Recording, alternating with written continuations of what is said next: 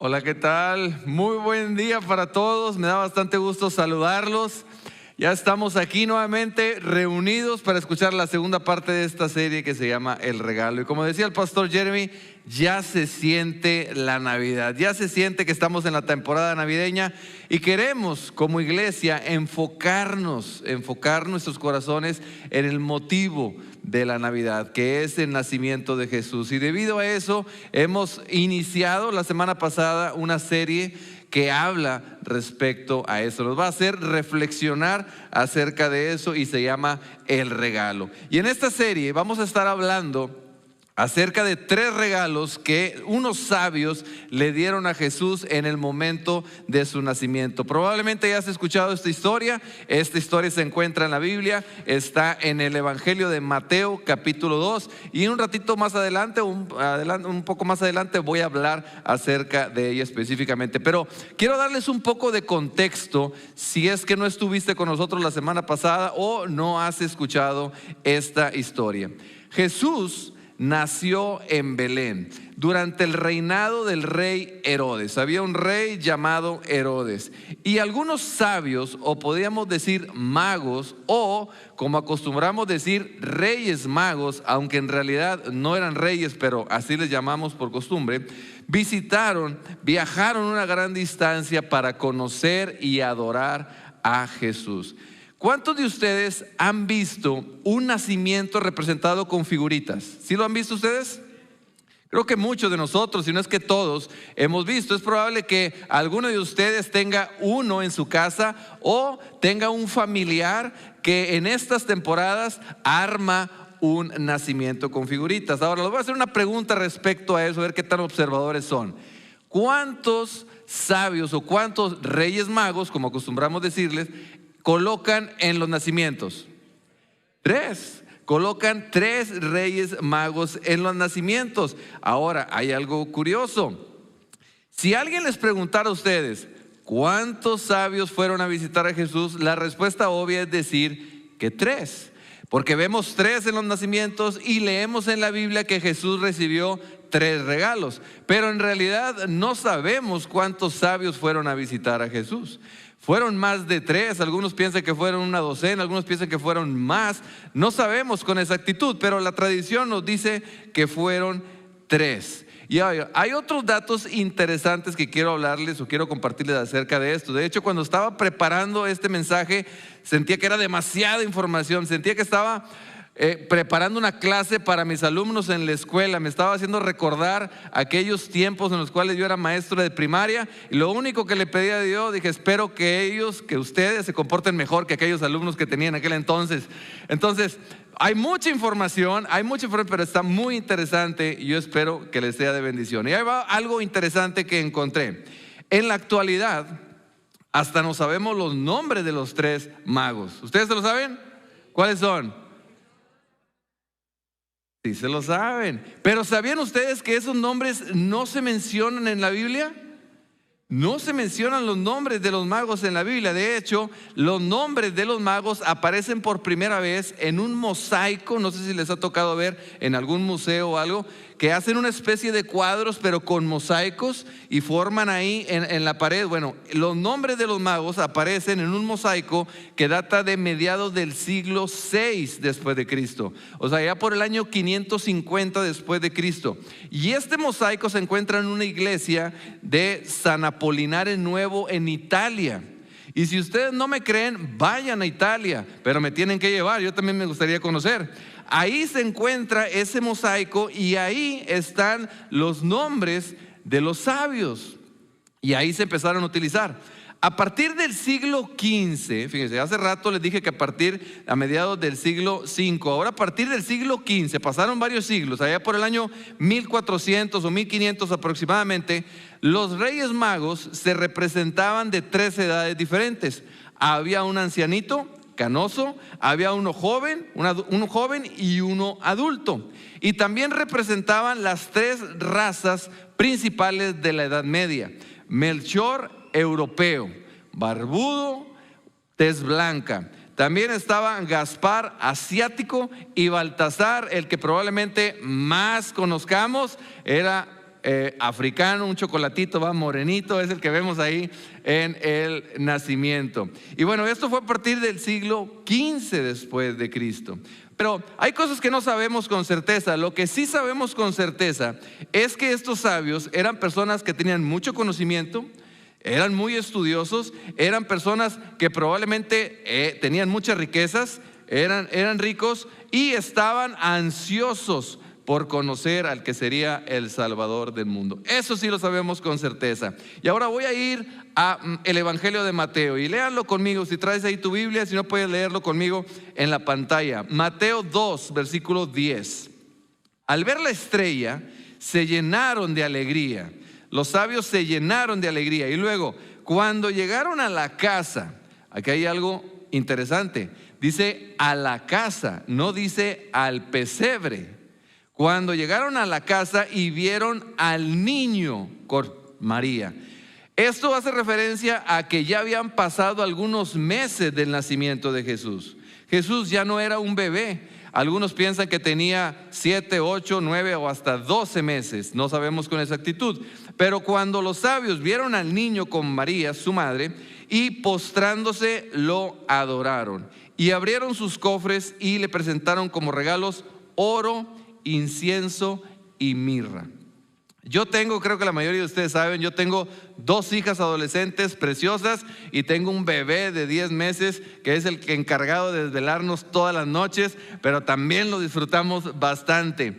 Y les comento esto porque cuando nacieron mis hijas y nació mi hijo, no nos regalaron oro, incienso y mirra. ¿Qué tipo de regalos son esos para un bebé? Me hubiera gustado que nos regalaran oro, bueno, eso sí lo hubiera aceptado con gusto, pero no. Cuando nacieron mis hijas y mi hijo, nos regalaron pañales, toallitas húmedas y perillas sacamocos, que son algo muy indispensable en estas temporadas. Los que son papás saben a lo que me refiero. Esas valvulitas, no hombre, nos ayudan a poder descansar mejor en las noches. Eso es lo que nosotros nos han regalado cuando nacieron nuestras hijas. Pero los sabios le ofrecieron a Jesús oro, incienso y mirra.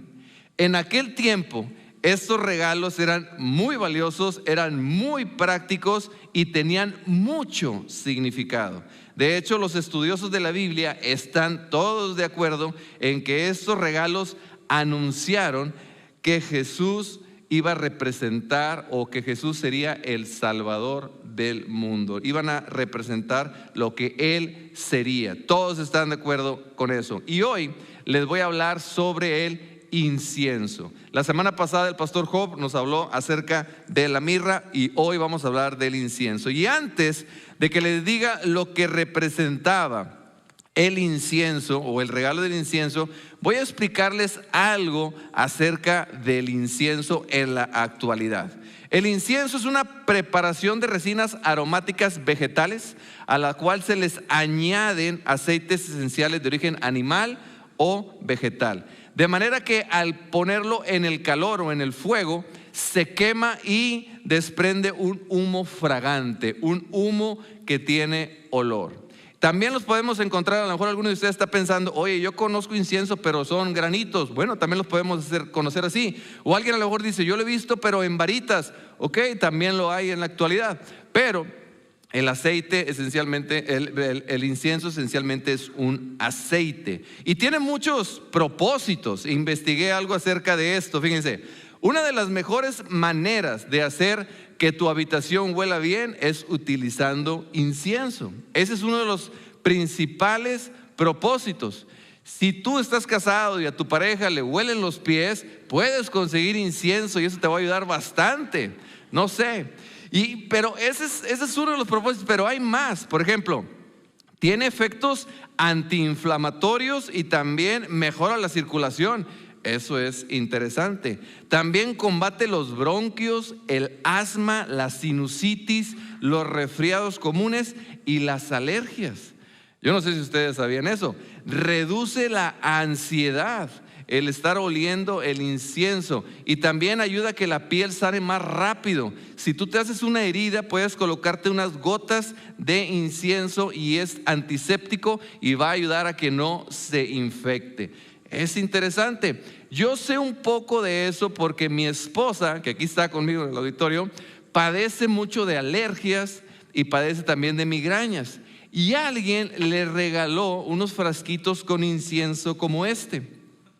Son varios frasquitos y le dieron y este incienso lo pone en un aparatito que va a la electricidad conectado, genera calor y desprende un vapor que huele, tiene un aroma y ayuda con sus alergias y sus dolores de cabeza.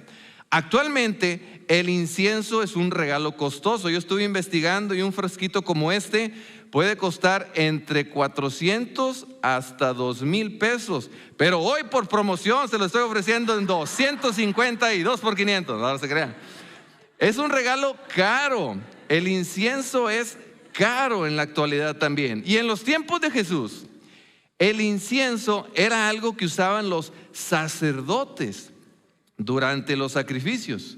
No sé si ustedes hayan escuchado algo acerca de esto, pero los sacerdotes quemaban el incienso. Este incienso producía un humo que se elevaba al cielo y simbolizaba las oraciones del pueblo, las oraciones de las personas. Este humo se elevaba a Dios, se elevaba al cielo, y es por eso que los estudiosos de la Biblia están de acuerdo o creen que el regalo del incienso representaba el sacerdocio de Jesús. O sea, representaba que Jesús es nuestro sumo sacerdote. Ahí están sus notas y estás tomando apuntes. Y algunos de ustedes pueden estar confundidos. ¿Cómo que Jesús es nuestro sumo sacerdote? Yo había entendido que los sacerdotes eran otras cosas, no sé. Y voy a tratar de explicar un poco acerca de lo que significa esto. Entonces vamos a seguir con mucha información. No se me duerman y no se me distraigan porque pueden perder el hilo del mensaje. Los sacerdotes que se mencionan en la Biblia tenían un papel muy importante. Ellos representaban al pueblo ante Dios.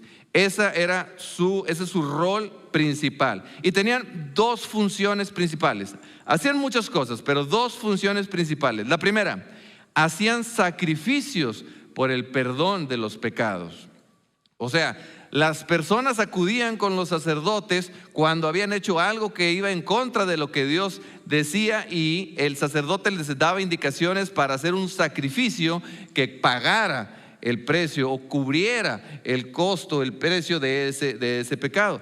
Y también realizaban un sacrificio una vez al año, que ahorita más adelante les voy a explicar un poco acerca de eso. Entonces, la primera función, sacrificios por el perdón de los pecados, y la segunda función, oraban a Dios por el pueblo.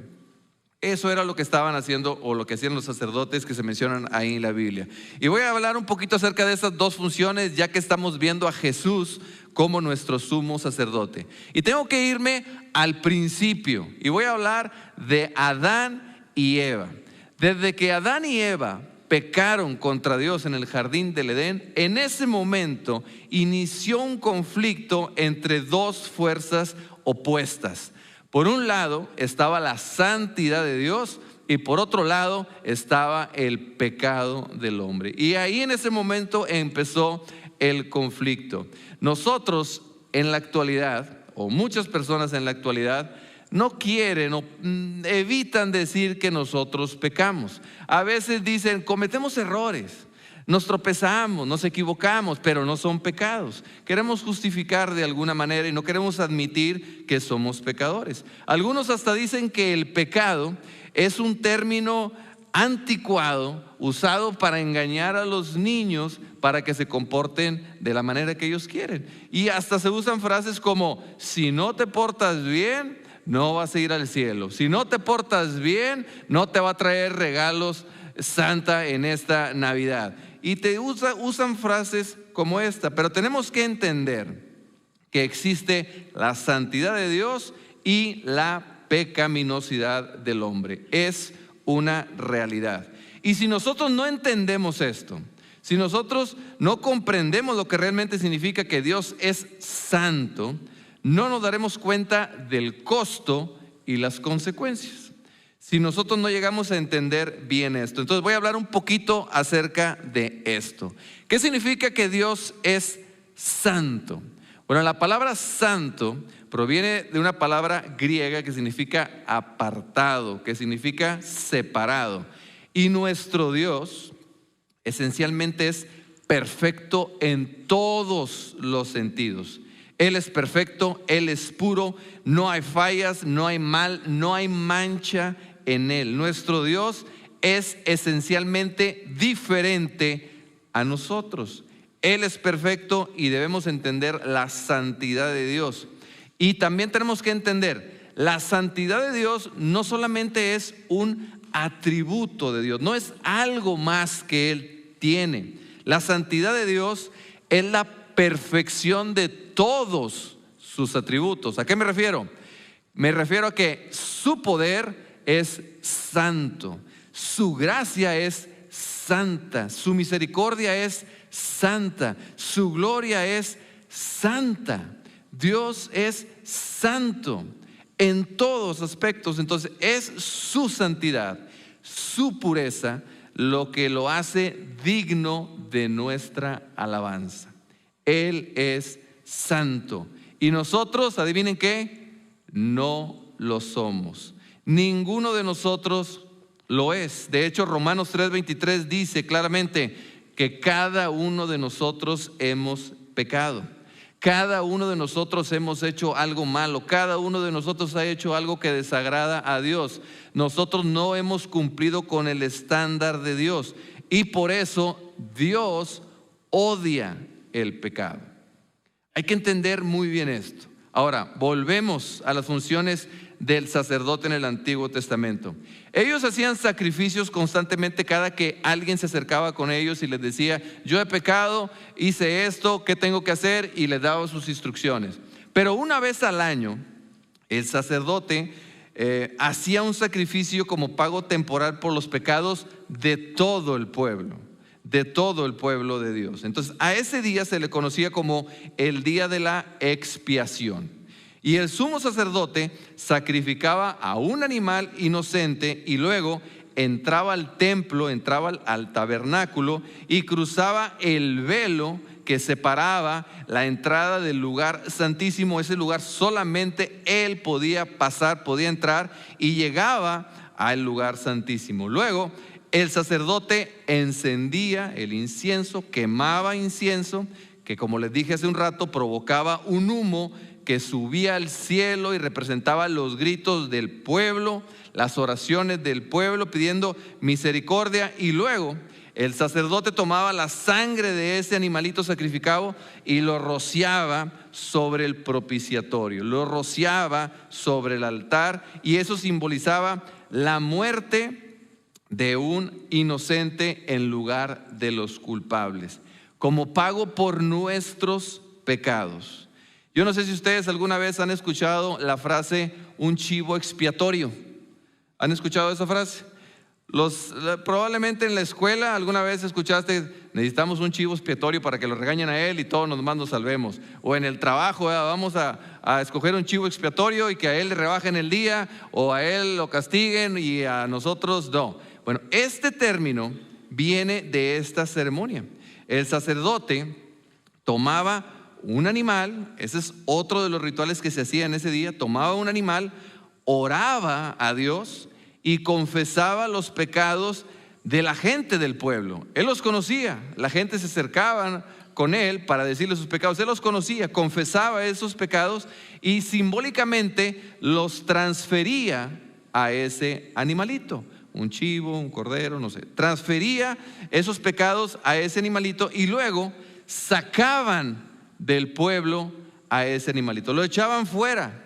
Y eso representaba que el pueblo estaba echando fuera el pecado. Y ese animalito era condenado a morir en el desierto, a caer en un despeñadero o a ser víctima de fieras, no sé, pero lo sacaban del pueblo de manera simbólica. De ahí viene la frase el chivo expiatorio. Ahora, algunos de ustedes han de estar pensando: eso es raro. Y la verdad es que sí es raro. Imagínense que ustedes vengan conmigo y me digan: Juan, hice algo que no debía, ¿qué debo de hacer? Y yo te diga: mira, tráeme un chivo de 3 meses, lechoncito, tráeme un costal de carbón y voy a hacer un borrego a la griega, no sé. Es raro, a lo mejor digas, "Oye, ¿por qué hacían eso? ¿A quién se le ocurrió eso? ¿Por qué se hacía?" Bueno, tenemos que entender algo, como les decía hace rato. Dios es santo, pero también es justo. Y debido a eso, Dios debe castigar el pecado. Es inevitable. Dios es santo, es justo. Pero no solo eso, también es misericordioso. Y aquí están las buenas noticias. El sacrificio que realizaba el sacerdote en el Antiguo Testamento satisfacía la justicia de Dios, pero al mismo tiempo extendía misericordia de Dios. Al mismo tiempo extendía misericordia. O sea, el precio que se tenía que pagar era la muerte, pero lo cubría un animalito inocente. Él pagaba el precio por el perdón de los pecados. De modo que la santidad de Dios, su justicia quedaban satisfechas y a la vez extendía misericordia a las personas que tanto ama, a nosotros. Entonces, esta ceremonia daba una cobertura temporal en el antiguo pacto. Era algo que se tenía que hacer, como les digo, hacían una vez al año por todo el pueblo y constantemente por las personas cuando se acercaban con el sacerdote. Se tenía que repetir constantemente. Pero nosotros no estamos bajo el antiguo pacto. De todos modos, si me quieren traer un borreguito, lechoncito, yo se los acepto. Pero ya no estamos en el antiguo pacto, estamos bajo el nuevo pacto. Y ahora quiero hablarles un poco acerca de esto. Y me voy a ir a Hebreos 10, 12. Pues la voluntad de Dios fue que el sacrificio del cuerpo de Jesucristo nos hiciera santos una vez y para siempre. Una vez y para siempre. Algunos se emocionan, deberíamos de emocionarnos todos. Bajo el antiguo pacto, el sacerdote ofrecía de pie delante del altar día tras día. Era mucho trabajo. Había una ceremonia de sacrificios una vez al año, pero constantemente el sacerdote estaba haciendo sacrificios por las personas. Entonces, el sacerdote oficiaba de pie delante del altar día tras día, ofreciendo los mismos sacrificios una y otra vez, los cuales nunca pueden quitar los pecados. Pero, aquí están las buenas noticias, nuestro sumo sacerdote, Jesús, el Hijo de Dios, se ofreció a sí mismo a Dios como un solo sacrificio por los pecados, válido para siempre. Luego, fíjense esto, luego se sentó. Acabamos de leer que el sacerdote estaba de pie y aquí dice, Jesús se ofreció como sacrificio y luego se sentó. ¿Por qué se sentó? Porque concluyó su trabajo. Terminó su trabajo. Y el estar sentado también es una postura de un rey. Cuando se describen los reyes en la Biblia, el rey era el que estaba sentado en tu trono. Los súbditos andaban de pie, dándole referencia, haciéndole honor a él. Pero Jesús se sentó y se sentó en el lugar de honor, a la derecha de Dios. Esto que hizo Jesús no es una cobertura temporal, sino que Jesús, el sumo sacerdote, ofreció su vida, satisfaciendo la santidad y la justicia de Dios y extendiendo misericordia para ti, para ti, para ti y para mí. Extendiendo misericordia porque nos ama con un amor incomparable. Jesús es nuestro sumo sacerdote. Y las buenas noticias, fíjate, esto me encanta. No es un salvador distante. Él no es alguien que está lejos de nosotros. Y ese es el punto principal de hoy. Eso es lo que yo quiero que entendamos hoy. Jesús es nuestro sumo sacerdote. Él nos comprende y Él se preocupa por nosotros. A veces hay personas que se acercan conmigo y me dicen, Juan, es que mira, estoy pasando esto y honestamente yo les digo a las personas, Imagino lo que está sintiendo. Y digo imagino porque yo no he estado en algo similar. Y aplica que yo pueda decir, es que imagino lo que puede estar sintiendo, pero eso no aplica con Jesús. Jesús sabe exactamente a lo que te refieres. Él te entiende y comprende perfectamente. Y voy a leer Hebreos 4, 14 y 15. Por lo tanto, ya que tenemos un gran sumo sacerdote, algo interesante es que cuando se mencionan los sacerdotes, a ninguno se le menciona como gran, nada más a Jesús. Entonces, ya que tenemos un gran sumo sacerdote que entró en el cielo, Jesús, el Hijo de Dios, aferrémonos a lo que creemos.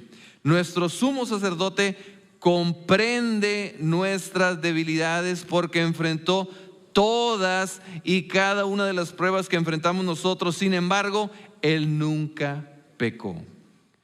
Y a veces nosotros nos equivocamos, somos humanos, somos débiles, la regamos y decimos, no puedo platicarle esto a nadie porque nadie me va a entender. Jesús te entiende. Jesús sabe a lo que te refieres. La diferencia entre Jesús y nosotros es que Él nunca pecó.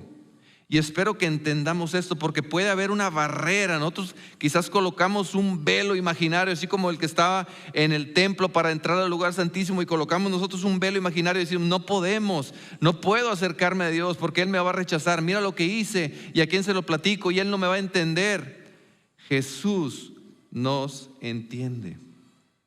Y les voy a mencionar algunos ejemplos de lo que vivió Jesús. Están en la Biblia. Y quizás tú te puedes identificar con Él. Quizás alguno de ustedes en este momento se siente angustiado por algo. Se siente abrumado por algo. No sé, quizás algo en la familia, quizás algo en el trabajo. No sé, quizás algo de cuestiones de salud. No sé, que te hacen sentir angustiado y abrumado. Déjame decirte que Jesús en el huerto de Getsemaní, cuando los discípulos lo abandonaron y Él sabía lo que estaba por ocurrir, lo que iba a suceder, Él cayó al suelo, angustiado, quizás como algunos de ustedes, angustiado. Y Él angustiado dijo, es tal la angustia que me invade que me siento morir. Y quizás es algo que tú hayas dicho también, estoy tan angustiado que siento que ya no puedo. Estoy tan angustiado que no me puedo levantar. Estoy tan angustiado que no quiero ir al trabajo. Estoy tan angustiado que no quiero salir de la cama. No quiero salir de mi recámara. No quiero salir de la casa. Ya no quiero ir con el doctor. Estoy tan angustiado. Siento que me voy a morir. Bueno, Jesús te entiende. Si tú estás tratando con personas difíciles en tu familia, Jesús también trató con personas difíciles en su familia. De hecho, cuando Él le dijo a su familia que Él era el Mesías, algunos de su familia dijeron, tú eres tan loco, tú eres un lunático, y no le creyeron. Hay gente difícil en nuestra familia. Parece que es una regla, en cada familia tiene que haber uno difícil. Y a lo mejor digan, no, mi familia es la excepción, hay más de uno difícil, no sé. Jesús te entiende. Y a lo mejor dices tú, no, pues es que Jesús era el Hijo de Dios. Su infancia fue bien padre, pura felicidad y todo. No, déjame te cuento un poco acerca de la infancia de Jesús. Tuvo una vida muy, muy difícil. Fue concebido fuera del matrimonio, para empezar. Y en aquel tiempo, que eso ocurriera era algo no bien visto. O sea, olvídate, no había futuro. Entonces, Él fue concebido fuera del matrimonio, hijo de una madre adolescente. Se crió en un pueblo pequeño. Y ustedes conocen cómo es la vida en los pueblos pequeños. Probablemente todos hablaban de Jesús. ¿Supiste de María? ¿Supiste lo que está diciendo? Sí, no hombre, ¿tú crees? Probablemente así fue. Todo el mundo hablando de Él. Jesús vivió en la pobreza. Fue criticado, fue ridiculizado, fue intimidado, fue tentado por el diablo cuando estaba en su punto más débil y vulnerable, pero no pecó. Jesús experimentó la muerte de un amigo cercano, está descrito ahí en la Biblia. Jesús fue acusado de algo que no hizo, sus amigos lo traicionaron, Y lo peor de todo esto es que él sintió que Dios lo abandonó cuando estaba en la cruz. Y no fue así en realidad, pero así se sintió. Él así lo sintió. Y voy a tratar de explicar el por qué Jesús, el gran sumo sacerdote, se sintió de esta manera. Lo que pasa es que cuando Él cargó con nuestro pecado, y ya vimos que Dios es santo, Dios no puede ver el pecado. Entonces cuando Jesús estaba en la cruz, Dios lo que veía era el pecado de cada uno de nosotros. Entonces Dios decide voltear hacia otro lado.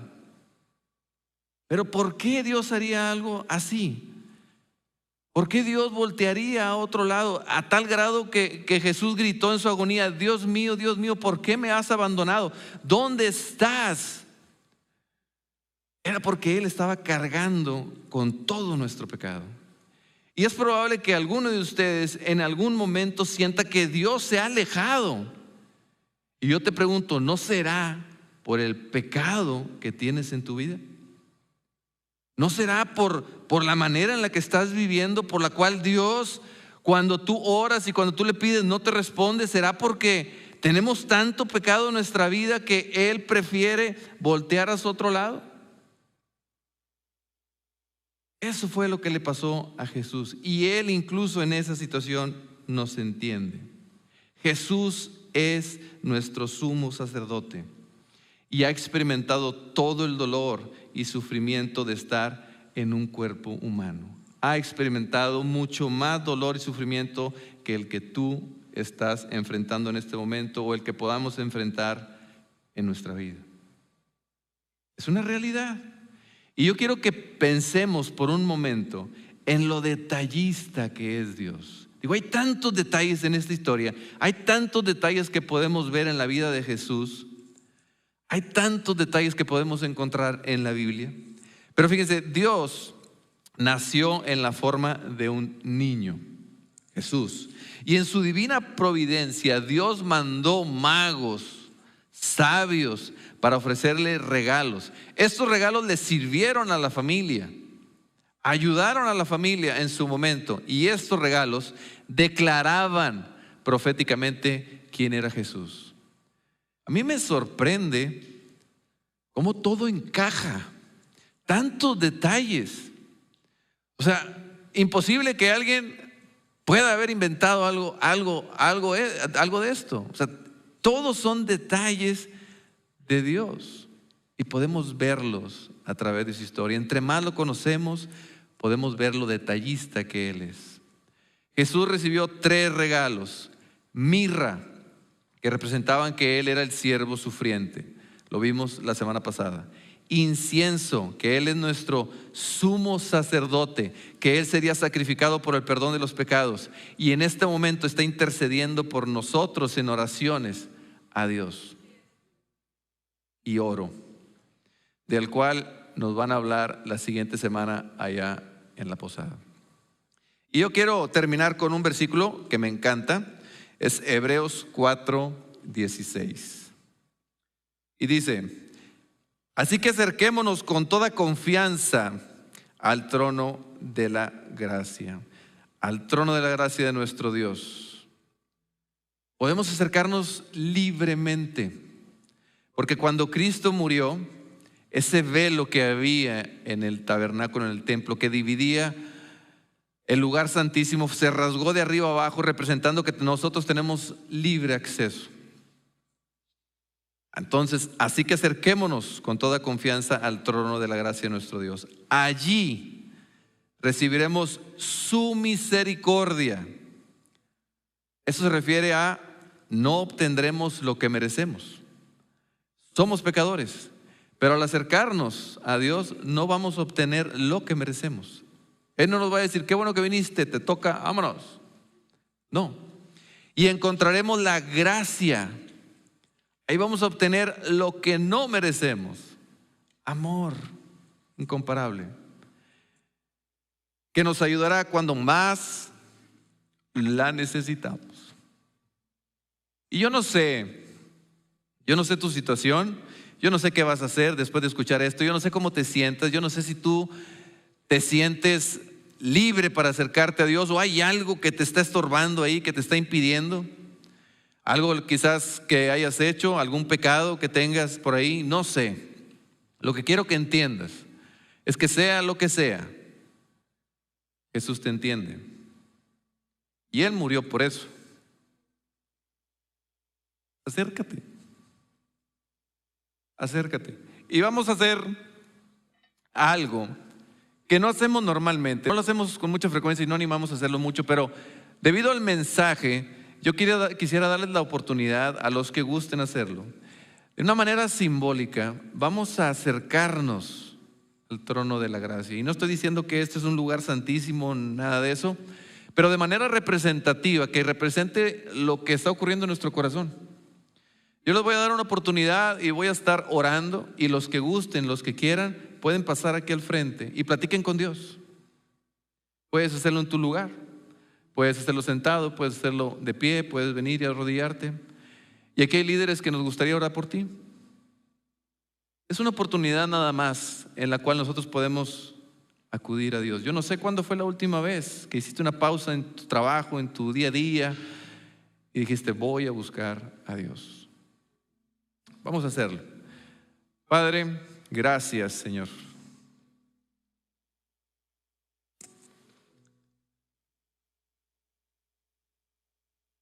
Gracias por lo bueno que eres, por tu gracia, por tu misericordia, por Jesús, porque tenemos libre acceso, Señor, a ti. Gracias porque nos comprendes, nos entiendes, porque no nos juzgas, porque nos recibes con los brazos abiertos. Te pido por cada una de las personas que estamos aquí, Señor, especialmente por las personas que se sentían apartados, Señor, que sentían que tú los habías abandonado, sentían que tú no estabas con ellos en este momento. Esté con ellos, tú conoces sus necesidades, que ellos puedan sentir tu abrazo, tu amor, que puedan saber que tú estás con ellos, los comprendes y quieres ayudarlos. Te pido especialmente por aquellas personas que aún no han tomado la decisión de aceptar ese regalo de Jesús. Quizás tienen temor, quizás miedo a ser rechazados, Señor. Yo te pido para que los ayudes a entender que sea lo que sea que hayan hecho, Señor, todos podemos acercarnos a ti. Gracias por lo bueno que eres, Señor. Ayúdanos a enfrentar las situaciones que pudiera haber en nuestras vidas. Ayuda a las personas que están sufriendo, Señor. Ayúdales a entender que tú te preocupas por ellas. Ayuda a las personas que están batallando económicamente. Ayúdales a entender que tú eres nuestro proveedor. Ayuda a las personas que se sienten mal emocionalmente. Ayúdales a entender que tú eres nuestro consolador. Aquellas personas que están luchando con una enfermedad, ayúdales a entender que tú eres nuestro sanador. Las personas que están cansadas, Señor, abrumadas, ayúdanos a entender que tú eres nuestra fuerza, Señor. Nos acercamos a ti, Señor, confiadamente al trono de la gracia, sabiendo en que tú nos vas a recibir con los brazos abiertos y nos vas a dar lo que necesitamos. Gracias, Padre, por todo. En el nombre de Jesús.